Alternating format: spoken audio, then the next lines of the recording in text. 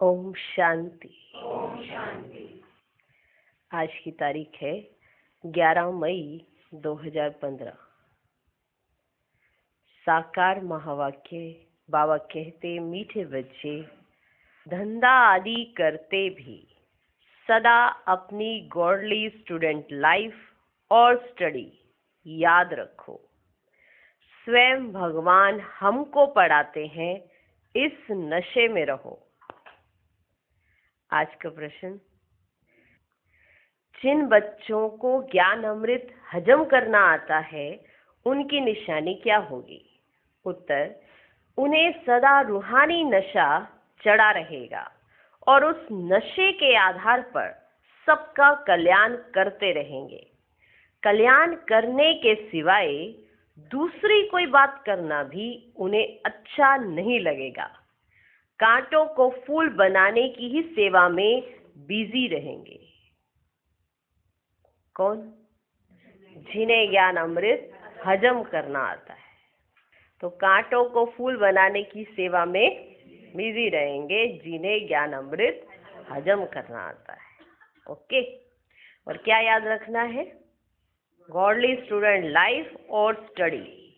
Godly student life और study, ये याद रखो। और ये नशा रहे कि हमको भगवान पढ़ाते हैं। कौन पढ़ाते हैं? भगवान। कोई मनुष्य नहीं पढ़ा रहे हैं, कोई मनुष्य आत्मा नहीं पढ़ा रही, स्वयं भगवान बैठकर हम बच्चों को पढ़ाते हैं। याद है ना? याद रहेगा भी? अच्छा जी। ओम शांति। ओम शांति। अब तुम बच्चे यहाँ बैठे हो और यह भी जानते हो कि अभी हम पाठधारी हैं। 84 जन्मों का चक्र पूरा किया है। ये तुम बच्चों की स्मृति में आना चाहिए कि हमने 84 का चक्र अब पूरा किया। ये तुम बच्चों की स्मृति में आना चाहिए। जानते हो कि बाबा आया हुआ है हमको फिर से राज्य प्राप्त कराने, व तमो प्रधान से सतो प्रधान बनाने। ये बातें सिवाय बाप के और कोई नहीं समझाएंगे। ये बातें सिवाय बाप के और कोई नहीं समझाएंगे। तुम जब यहाँ बैठते हो तो तुम जैसे स्कूल में बैठे हो। कहाँ बैठे हो? स्कूल में। बाहर हो तो स्कूल में नहीं हो। जानते हो ये ऊंच से ऊंच रूहानी स्कूल है। रूहानी बाप बैठ पढ़ाते हैं। पढ़ाई तो बच्चों को याद आनी चाहिए ना। यह भी बच्चा ठहरा। इनको अथवा सभी को सिखलाने वाला वह बाप है। इनको अथवा सभी को सिखलाने वाला वह बाप है। सब मनुष्य मात्र की आत्माओं का बाप वह है। वह आकर शरीर का लोन लेकर तुमको समझा रहे हैं। रोज समझाते हैं। यहाँ जब बैठते हो तो बुद्धि में स्मृति रहनी चाहिए कि हमने 84 जन्म लिए। हम विश्व के मालिक थे, देवी देवता थे, फिर पुनर्जन्म लेते लेते आकर पट पर पड़े हैं। भारत कितना सॉल्वेंट था, सारी स्मृति आई है। भारत की ही कहानी है, साथ साथ अपनी भी। भारत की ही कहानी है, साथ साथ अपनी भी। अपने को फिर भूल ना जाओ। अपने को फिर भूल ना जाओ। हम स्वर्ग में राज्य करते थे, फिर हमको 84 जन्म लेने पड़े। ये सारा दिन स्मृति में लाना पड़े। धंधा आदि करते स्टडी तो याद आनी चाहिए ना। कैसे हम विश्व के मालिक थे, फिर हम नीचे उतरते आए, बहुत सहज है। परंतु ये याद भी कोई को रहती नहीं है। आत्मा पवित्र ना होने के कारण याद खिसक जाती है। आत्मा पवित्र ना होने के कारण याद खिसक जाती है। हमको भगवान पढ़ाते हैं, ये याद खिसक जाती है। यही भूल जाता है कि हमको पढ़ा कौन रहा है। ये याद खिसक जाती है। हम बाबा के स्टूडेंट हैं। बाबा कहते रहते हैं याद की यात्रा पर रहो। बाप हमको पढ़ाकर ये बना रहे हैं, सारा दिन ये स्मृति आती रहे। बाप ही स्मृति दिलाते हैं। यही भारत था ना। हम सो देवी देवता थे, सो अब असुर बने हैं। पहले तुम्हारी भी बुद्धि आसुरी थी। पहले तुम्हारी भी बुद्धि आसुरी थी। अब बाप ने ईश्वरीय बुद्धि दी है। अब बाप ने ईश्वरीय बुद्धि दी है, परंतु फिर भी कोई कोई की बुद्धि में बैठता ही नहीं है। भूल जाते हैं। बाप कितना नशा चढ़ाते हैं। तुम फिर से देवता बनते हो तो वह नशा रहना चाहिए ना। हम अपना राज्य ले रहे हैं, हम अपना राज्य करेंगे। कोई को तो बिल्कुल नशा चढ़ता ही नहीं है। कितना भी चढ़ाने की कोशिश करो, कईयों को तो बिल्कुल भी नशा चढ़ता ही नहीं है। ज्ञान अमृत हजम ही नहीं होता है। कितनी वैरायटी खिलाई जाए और वो हजम ना हो तो दिक्कत आ जाए। अब भगवान बैठकर समझाते हैं, ये बात भी याद ही नहीं रहती है। ज्ञान अमृत हजम ही नहीं होता है। जिनको नशा चढ़ा हुआ होगा वे किसका कल्याण करने के सिवाय दूसरी कोई बात करना भी अच्छा नहीं समझेंगे। जिनको नशा चढ़ा होगा फूल बनाने की सर्विस में ही लगे रहेंगे। हम पहले फूल थे, फिर माया ने कांटा बना दिया, अब फिर फूल बनते हैं। ऐसी ऐसी बातें अपने से करनी चाहिए। ऐसी ऐसी बातें अपने से करनी चाहिए। इस नशे में रह तुम किसको भी समझाएंगे तो झट कोई को तीर लगेगा। इस नशे में रहकर तुम किसको समझाएंगे तो झट किसी को तीर लगेगा। भारत गार्डन ऑफ अल्लाह था। क्या था? गार्डन ऑफ अल्लाह था। कौन? भारत। भारत गार्डन ऑफ अल्लाह था, अब पतित बन गया है। हम ही सारे विश्व के मालिक थे।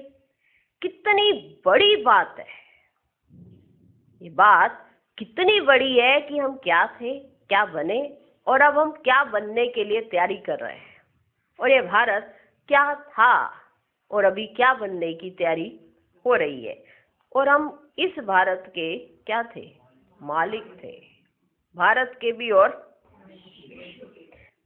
क्योंकि उस समय पूरे विश्व पर भारत ही था, तो सारे विश्व के आप मालिक थे।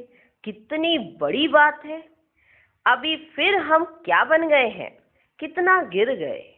हमारे गिरने और चढ़ने का यह नाटक है। हमारे गिरने और चढ़ने का यह नाटक है। ये कहानी बाप बैठ सुनाते हैं।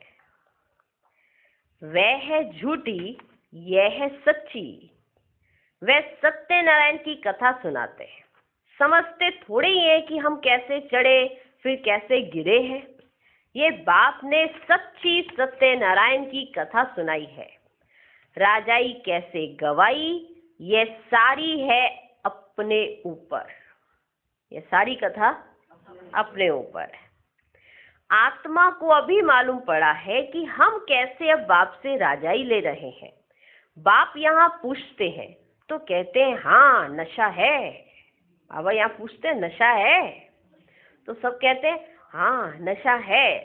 फिर बाहर जाने से कुछ भी नशा नहीं रहता।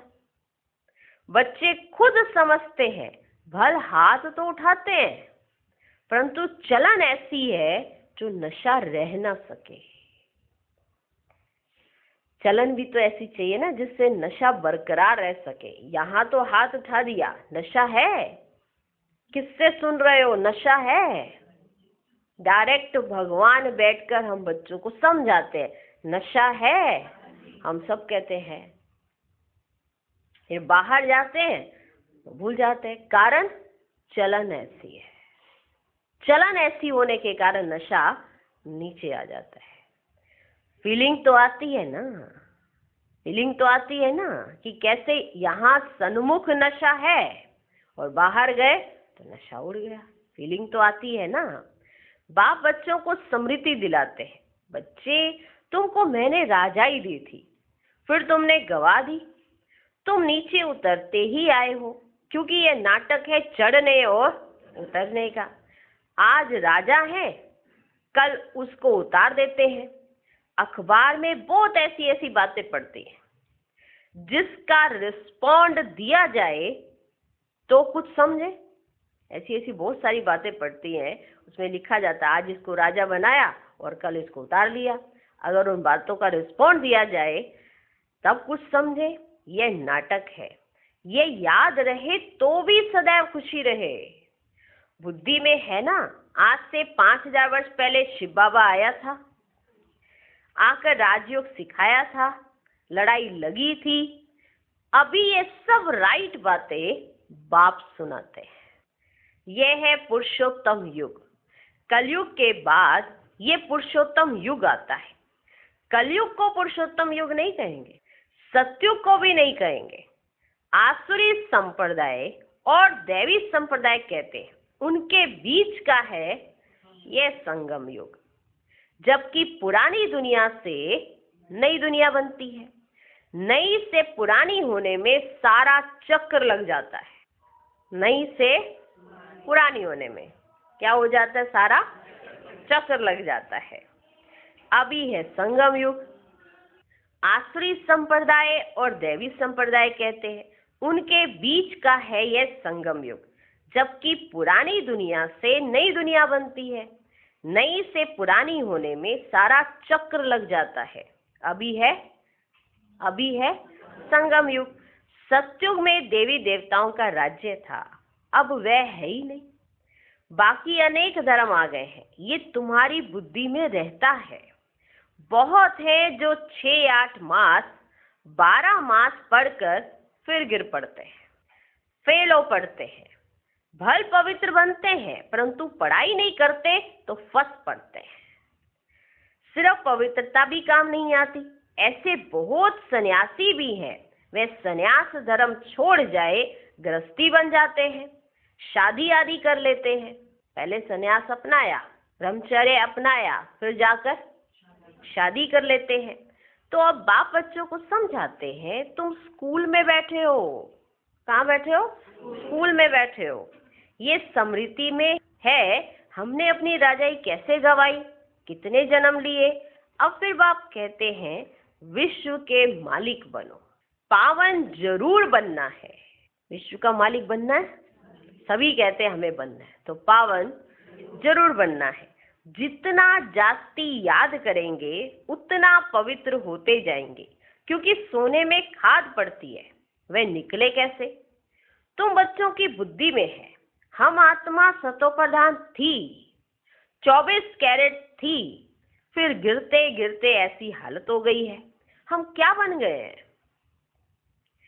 बाप तो ऐसे नहीं कहते कि हम क्या थे, तुम मनुष्य ही कहते हो हम देवता थे। बाबा ऐसे नहीं कहते हम क्या थे, तुम मनुष्य ही कहते हो कि हम देवता थे। भारत की महिमा तो है ना, भारत में कौन आते हैं, क्या ज्ञान देते हैं, ये कोई नहीं जानते। यह तो पता होना चाहिए ना कि लिबरेटर कब आते हैं। भारत प्राचीन गाया जाता है, तो जरूर भारत में ही रीइंकार्नेशन होता होगा, अथवा जयंती भी भारत में ही मनाते हैं। जरूर फादर यहाँ आता है। कहते भी हैं भागीरथ, तो मनुष्य शरीर में आया होगा ना। किसमें आएगा? मनुष्य शरीर में आया होगा ना। फिर घोड़े गाड़ी भी दिखाई है, कितना फर्क है। कृष्ण और रथ दिखाया है, मेरा किसको पता ही नहीं। श्री कृष्ण भी दिखाए और रथ भी दिखाया, पर मेरा किसको पता ही नहीं है। अभी तुम समझते हो बाबा इस रथ पर आते हैं, इनको ही भाग्यशाली रथ कहा जाता है। ब्रह्मा सो विष्णु चित्र में कितना क्लियर है। त्रिमूर्ति के ऊपर शिव, ये शिव का परिचय किसने दिया? बाबा ने ही बनवाया ना, अपने आप तो बने नहीं चित्र, बाबा ने ही बनवाया ना। अभी तुम समझते हो बाबा इस ब्रह्मा रथ में आए हैं। अभी तुम समझते हो कि बाबा इस ब्रह्मा रथ में आए हैं। ब्रह्मा सो विष्णु, विष्णु सो ब्रह्मा, यह भी बच्चों को समझाया है। कहाँ 84 जन्म के बाद विष्णु सो ब्रह्मा बनते, कहाँ ब्रह्मा सो विष्णु, कितनी देर में? 1 सेकंड में। विष्णु सो ब्रह्मा माना सत्युग से लेकर संगम तक, ठीक है, कितने वर्ष लग गए? और फिर ब्रह्मा सो विष्णु, कितनी देर में? 1 सेकंड में। वंडरफुल बातें हैं ना बुद्धि में धारण करने की। पहले पहले समझाना होता है बाप का परिचय। भारत स्वर्ग था जरूर, हेवनली गॉड फादर ने स्वर्ग बनाया होगा। ये चित्र तो बड़ा फर्स्ट क्लास है। समझाने का शौक रहता है ना, बाप को भी शौक है। तुम सेंटर्स पर भी ऐसे समझाते रहते हो। यहाँ तो डायरेक्ट बाप है। बाप आत्माओं को बैठ समझाते हैं। आत्माओं के समझाने और बाप के समझाने में फर्क तो जरूर रहता है। इसलिए यहाँ सम्मुख आते हैं सुनने के लिए। बाप ही घड़ी घड़ी बच्चे बच्चे कहते हैं। जब बाबा साकार में बच्चों को बैठकर सन्मुख सुनाते थे तो घड़ी घड़ी क्या कहते थे? बच्चे बच्चे। भाई भाई का इतना असर नहीं रहता जितना बाप का रहता है। यहाँ तुम बाप के सम्मुख बैठे हो, आत्मा और परमात्मा मिलते हैं तो इसको मेला कहा जाता है। आत्माएं मिल रही हैं और परमात्मा मिल रहे हैं तो इसको क्या कहेंगे? मेला कहा जाता है। बाप सम्मुख बैठ समझाते हैं तो बहुत नशा चढ़ता है, तो बहुत नशा चढ़ता है। समझते हैं बेहद का बाप कहते हैं, हम उनका नहीं मानेंगे। बाप कहते हमने तुमको स्वर्ग में भेजा था, फिर तुम 84 जन्म लेते लेते पतित बने हो, फिर तुम पावन नहीं बनेंगे। आत्माओं को कहते हैं। कोई समझते हैं बाबा सच कहते हैं, कोई तो झट कहते बाबा हम पवित्र क्यों नहीं बनेंगे, हम जरूर बनेंगे। बाप कहते हैं मुझे याद करो तो तुम्हारे पाप कट जाएंगे, तुम सच्चा सोना बन जाएंगे। मैं सभी का पतित पावन बाप हूँ। तो बाप की समझानी और आत्माओं की माना बच्चों की समझानी में कितना फर्क है? फर्क तो होगा ना। एक बाप समझाएंगे, एक आगे फिर जाकर बच्चे समझाएंगे, फर्क तो होगा ना। समझो कोई नए आ जाते हैं, उनमें भी जो यहाँ का फूल होगा तो उनको टच होगा, ये कहते ठीक है। जो यहाँ का नहीं होगा तो समझेगा नहीं। तो तुम भी समझाओ। हम आत्माओं को बाप कहते तुम पावन बनो। मनुष्य पावन बनने के लिए गंगा स्नान करते हैं, गुरु करते हैं, परंतु पतित पावन तो बाप ही है। बाप आत्माओं को कहते हैं कि तुम कितने पतित बन गए हो, इसलिए आत्मा याद करती है कि आकर पावन बनाओ। बाप कहते मैं कल्प कल्प आता हूँ, तुम बच्चों को कहता हूँ ये अंतिम जन्म पवित्र बनो, ये अंतिम जन्म पवित्र बनो। ये रावण राज्य खत्म होना है, मुख्य बात है ही पावन बनने की। स्वर्ग में विष होता नहीं। जब कोई आते हैं तो उनको ये समझाओ कि बाप कहते हैं अपने को आत्मा समझ, मुझ बाप को याद करो तो पावन बन जाएंगे, खाद निकल जाएगी। मन मना भव अक्षर याद है ना। बाप निराकार है, हम आत्मा भी निराकार है। जैसे हम शरीर द्वारा सुनते हैं, बाप भी इस शरीर में आकर समझाते हैं। जैसे आप इस शरीर के आधार से सुन सकते हो ना, ऐसे बाबा भी आते हैं इस शरीर के आधार से हमको समझाते हैं। नहीं तो कैसे कहें कि मामेकम याद करो? नहीं तो अगर बाबा शरीर ना ले तो आपसे बात कैसे करें और आपको सुनाई भी कैसे पड़े? अगर आप भी शरीर में ना हो तो आप सुनेंगे कैसे? आधार तो चाहिए ना। तो शरीर के आधार से बाबा हमको समझाते हैं। नहीं तो कैसे कहें कि मामेकम याद करो, देह के सभी संबंध छोड़ो, जरूर यहाँ आते हैं, ब्रह्मा में प्रवेश करते हैं। प्रजापिता प्रैक्टिकल में है, अब कहेंगे प्रजापिता ब्रह्मा। अब ये है प्रैक्टिकल। इन द्वारा हमको बाप ऐसे कहते हैं, हम बेहद के बाप की ही मानते हैं। वह कहते पावन बनो, पतितपना छोड़ो, पुरानी देह के अभिमान को छोड़ो। ये जो पुरानी देह का तुम्हें अभिमान लगा हुआ है ना, इसको छोड़ो। मुझे याद करो तो अंतमति सुगति हो जाएगी, तुम लक्ष्मी नारायण बन जाएंगे। क्योंकि आने वाला समय कौन सा है? सतयुग। तो उसकी तैयारी कब करनी पड़े? संगम पर करनी पड़े ना। संगम कलयुग को नहीं कहेंगे, संगम अभी कहेंगे। ठीक, कलयुग को संगम नहीं कहेंगे, ना ही सतयुग को संगम कहेंगे। कलयुग का अंत और सतयुग की आदि, उसके बीच के समय को कहते हैं संगम। बाप से बेमुख करने वाला मुख्य अवगुण है एक दूसरे का परचिंतन करना। जो बच्चों को बाप से बेमुख करता है वो अवगुण कौन सा है?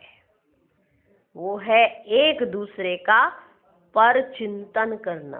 किसने क्या कहा, किसने क्या किया, किसने ये किया, किसने वो किया। कहीं कुछ करते नहीं है, सिर्फ अपने अंदर ऐसे चिंतन चलाते रहते हैं। तो ये चीज आपको बाप से बेमुख कर देगी।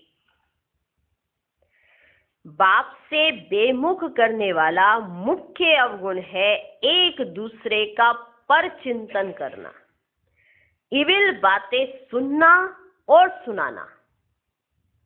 बाप का डायरेक्शन है, तुम्हें इविल बातें सुननी नहीं है। इनकी बात उनको, उनकी बात इनको सुनाना, ये धूतीपना तुम बच्चों में नहीं होना चाहिए। इनकी बात उनको, उनकी बात इनको ऐसे सुनाना, ये धूतीपना नहीं होना चाहिए। वो आपके बारे में ऐसे कह रहे थे, वो आपके बारे में ऐसे कह रहे थे, अंदर ही अंदर खातों में ऐसे एक दूसरे के खिलाफ करते जाना, ऐसा धूतीपना नहीं होना चाहिए। इनकी बात उनको, उनकी बात इनको सुनाना, ये धूतीपना तुम बच्चों में नहीं होना चाहिए। इस समय दुनिया में सभी विपरीत बुद्धि है ना। सिवाय राम के दूसरी कोई बात सुनाना, इसको धूतीपना कहा जाता है। सिवाय राम की बातों के कोई दूसरी बातें एक दूसरे को सुनाना, इसको धूतीपना कहा जाता है। अब बाप कहते ये धूतीपना छोड़ो। तुम सभी आत्माओं को बताओ कि हे सीताएं, तुम एक राम से योग लगाओ, तुम हो मैसेंजर। ये मैसेज दो कि बाप ने कहा है मुझे याद करो, बस। इस बात के सिवाय बाकी सब है धूतीपना। बाप सब बच्चों को कहते हैं धूतीपना छोड़ दो। सभी सीताओं का एक राम से योग जुड़वाओ। तुम्हारा धंधा ही यह है, बस ये पैगाम देते रहो। बाप आया हुआ है, कहते हैं तुमको गोल्डन एज में आना है, जाना है ना, जाना है। बाप आया हुआ है, कहते तुमको गोल्डन एज में जाना है। अब इस आयरन एज को छोड़ना है। क्या करना है? छोड़ना है। तुमको वनवास मिला हुआ है, जंगल में बैठे हो ना, तुमको वनवास मिला हुआ है। वन जंगल को कहा जाता है। कन्या की जब शादी होती है तो वन में बैठती है, फिर महल में जाती है, वन में बैठती है, फिर महल में जाती है। तुम भी जंगल में बैठे हो, तुम भी जंगल में बैठे हो। अब ससुर घर जाना है, इस पुरानी देह को छोड़ना है। एक बाप को याद करो, जिनकी विनाश काले प्रीत बुद्धि है, वे तो महल में जाएंगे, बाकी विपरीत का है वनवास, जंगल में वास है। बाप तुम बच्चों को भिन्न भिन्न रीति से समझाते हैं, माना अलग अलग तरीके से बाबा ये समझाना चाहते हैं कि तुमको कितनी तैयारी करनी चाहिए। अलग अलग तरीके से बाबा अपने बच्चों को समझाते हैं। जिस बाप से इतनी बेहद की बादशाही ली है, उनको भूल गए हो तो वनवास में चले गए हो। वनवास और गार्डन वास, बाप का नाम ही है ना बागवान, परंतु जब कोई की बुद्धि में आए, भारत में ही हमारा राज्य था, अभी नहीं है, अभी तो वनवास है, फिर गार्डन में चलते हैं। तुम यहाँ बैठे हो तो भी बुद्धि में है, हम बेहद के बाप से अपना राज्य ले रहे हैं। बाप कहते हैं मेरे साथ प्रीत रखो, फिर भी भूल जाते। बाबा कहते प्रीत रखो और फिर भी भूल जाते। बाप उलाना देते हैं, बाप उलाना देते हैं। तुम मुझ बाप को कहां तक भूलते रहेंगे? फिर गोल्डन एज में कैसे जाएंगे? अगर ऐसे ही चलता रहा, भूले याद किया, भूले याद किया, तो फिर कैसे जाओगे? अपने से पूछो, हम कितना समय बाबा को याद करते हैं? हम जैसे कि याद की अग्नि में पड़े हैं, जिससे विक्रम विनाश होते हैं। एक बाप से प्रीत बुद्धि होना है। सबसे फर्स्ट क्लास माशूक है जो तुमको भी फर्स्ट क्लास बनाते हैं। कहाँ थर्ड क्लास में बकरियों में से ट्रैवल करना, कहाँ एयर कंडीशनर में। कितना फर्क है कि नहीं है? एक एयर कंडीशनर में ट्रैवल करना, एक थर्ड क्लास में बकरियों में से, इधर से भी आके कोई बैठ गया, उधर से भी आके कोई बैठ गया, वो इधर से आए खिसको उधर, इधर से कोई आए खिसको उधर, खिसका खिसका के खुद के लिए जगह बची इतनी सी। अब वही एयर कंडीशनर में होती, मजाल है किसी की कोई और घुस जाए। फर्क तो है कि नहीं है? तो ऐसे खिसका खिसका के सारी सीट ही खा गए हमारी।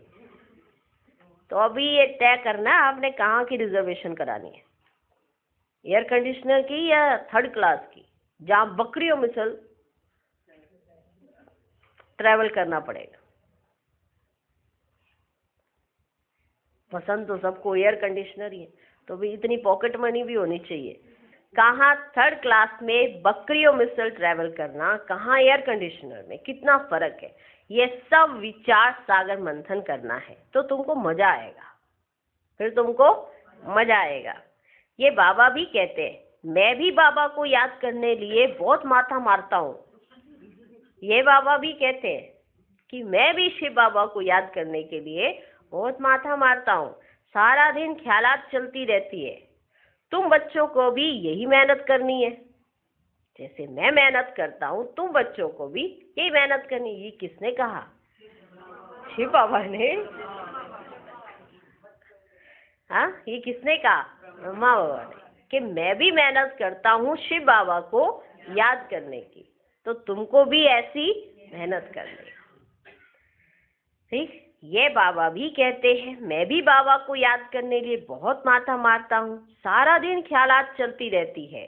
तुम बच्चों को भी यही मेहनत करनी है। अच्छा, मीठे मीठे सिकी लधे बच्चों प्रति माता पिता बाप दादा का याद प्यार और गुड मॉर्निंग। रूहानी बाप की रूहानी बच्चों को नमस्ते। हम रूहानी बच्चों की भी रूहानी बाप को नमस्ते नमस्ते नमस्ते। Good morning good morning good morning. धारणा के लिए मुख्य सार। पहला पॉइंट, किसी को भी एक राम माना बाप की बातों के सिवाय दूसरी कोई भी बातें नहीं सुनानी है। एक की बात दूसरे को सुनाना, पर चिंतन करना, ये धूतीपना है, इसे छोड़ देना है। दूसरा पॉइंट, एक बाप के साथ प्रीत रखनी है। पुरानी देह का अभिमान छोड़ एक बाप की याद से स्वयं को पावन बनाना है। आज का वरदान, विश्व कल्याणकारी की ऊंची स्टेज पर स्थित रह विनाश लीला को देखने वाले साक्षी दृष्टा भव। अंतिम विनाश लीला को देखने के लिए विश्व कल्याणकारी की ऊंची स्टेज चाहिए, जिस स्टेज पर स्थित होने से देह के सर्व आकर्षण अर्थात संबंध, पदार्थ, संस्कार, प्रकृति के हलचल की आकर्षण समाप्त हो जाएगी। जब ऐसी स्टेज हो तब साक्षी दृष्टा बन ऊपर की स्टेज पर स्थित हो शांति की शक्ति की किरणें सर्व आत्माओं के प्रति दे सकेंगे। आज का स्लोगन, ज्ञान योग से स्वयं को बलवान बना लो तो माया का फोर्स समाप्त हो जाएगा। ओम शांति। ओम शांति।